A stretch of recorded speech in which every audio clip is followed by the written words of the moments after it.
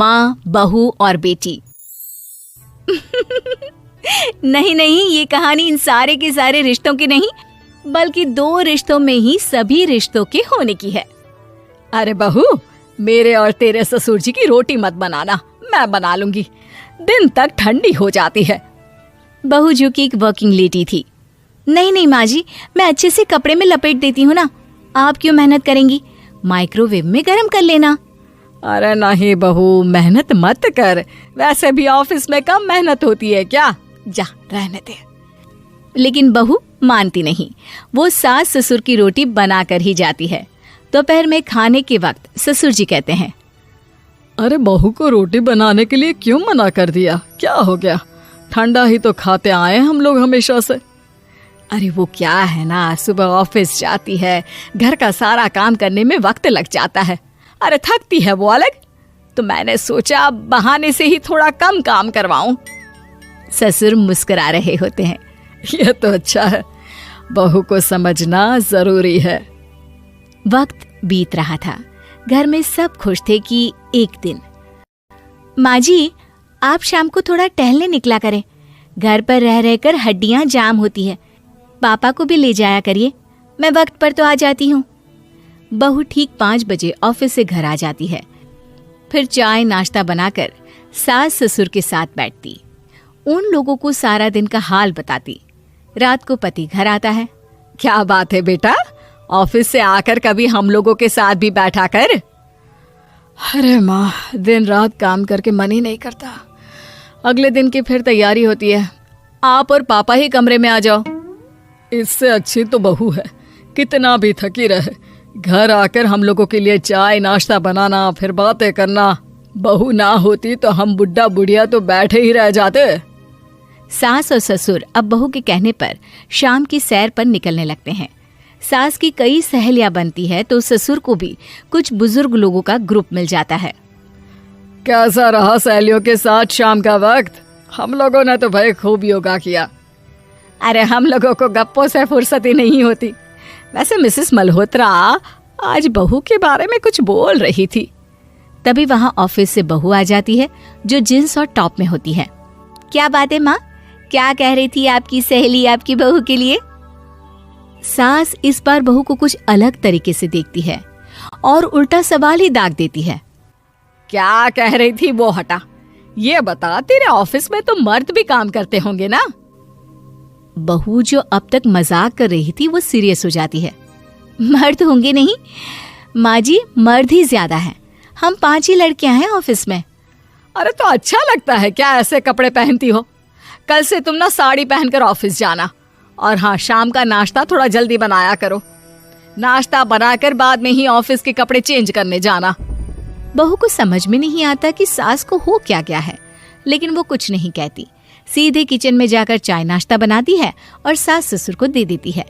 अगले रोज बहू ऑफिस के लिए तैयार होती है तो खूब सुंदर सी साड़ी पहनती है और ऑफिस के लिए निकलने से पहले सास और ससुर के पैर छूती है और निकल जाती है। क्या बात है, आज मेधा के ऑफिस में लग रहा है कोई फंक्शन है। अच्छा, पता नहीं, मुझे तो बताया नहीं, वैसे तो सारी बात करती रहती है। अरे देखा नहीं कैसे साड़ी पहनकर जा रही थी? अरे वो तो मैंने ही बोला है उसे। अरे अच्छा लगता है क्या रोज रोज ऐसे सूट या जींस में जाना? बहू हो, बहू बनकर रहो, और आप भी ना मेधा मेधा मत किया करिए, बहू बोला करिए, सर पर चढ़ जाएगी तो दिक्कत हो जाएगी।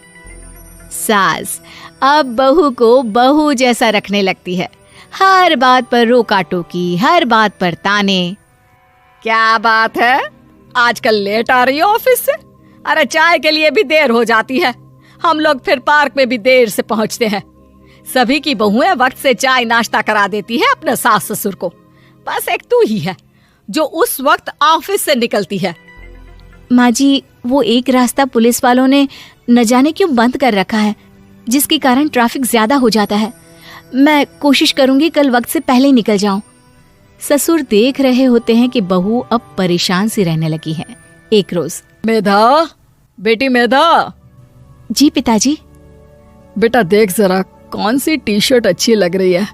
वो क्या है ना, शाम को सब बदल बदल कर टी शर्ट पहनते हैं, मैं भी सोच रहा हूँ कि आज कुछ अच्छा सा पहन कर जाऊं। हाँ पिताजी, ये सही है। ये लाल वाली ना बहुत जचेगी आप पर। मेरे पापा पर भी डार्क रंग बहुत जचता है। क्या चल रहा है? अरे ससुर के सामने घूंघट तो छोड़ो, ऊपर से रंग बताया जा रहा है टी शर्ट का। अरे बहू, कोई संस्कार दिए नहीं है क्या तेरी माँ ने? बहू इस बार बहुत निराश हो जाती है। वो वहां से तुरंत अपने कमरे में चली जाती है।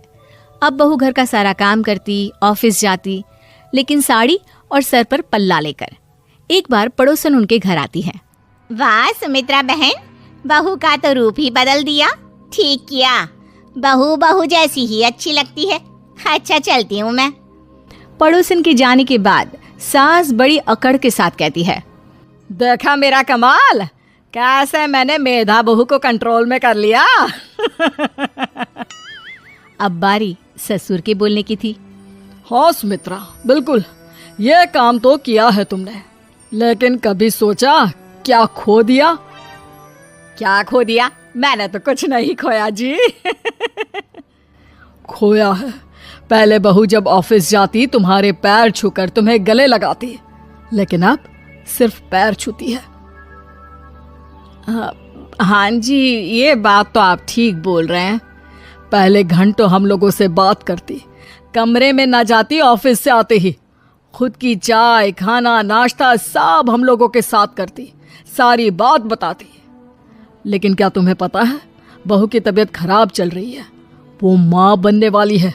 ये बात मुझे बेटे ने बताई कि तुम्हें बता दूं। अब सास की आंख में आंसू थे। वो समझ गई थी कि लोगों के कहने में आकर उसने क्या खो दिया। शाम को बहू घर आती है तो माँ किचन में पकोड़े तल रही होती है। अरे माँ जी, आप रहने दीजिए ना, मैं आ तो रही थी। अरे नहीं, जा तू चेंज कर ले, मैं नाश्ता और चाय टेबल पर ही लगा रही हूँ मेधा। सास के मुंह से अपना नाम सुनकर बहू को बहुत अच्छा लगता है। माँ जी, कोई गलती हो गई है क्या? मेरे होते हुए आप काम करे, ये ठीक नहीं है। संस्कारी और समझदार बहू सास को माँ समझती है, लेकिन सास की बेवकूफी उसे सास ही बनाकर रखती है। बहू, मुझे भी थोड़े संस्कार और समझदार बनने का मौका दे, जिससे मैं भी बहू नहीं बेटी को देखूं तुझ में। और हाँ, मेरा होने वाला पोता क्या कहेगा कि दादी ने तो मेरी माँ को बहुत परेशान किया।